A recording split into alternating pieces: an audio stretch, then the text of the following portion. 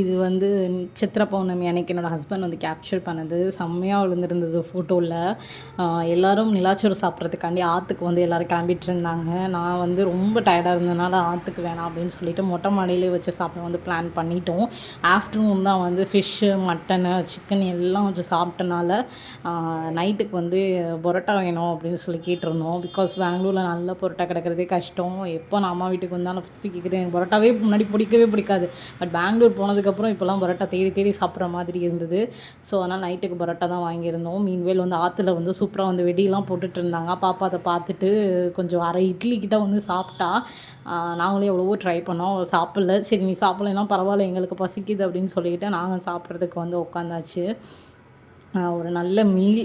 And next day morning வந்து கருட வாகனத்தில் வந்து அழகர் வந்து ஊர்வலம் வந்து சுற்றி வந்தார்.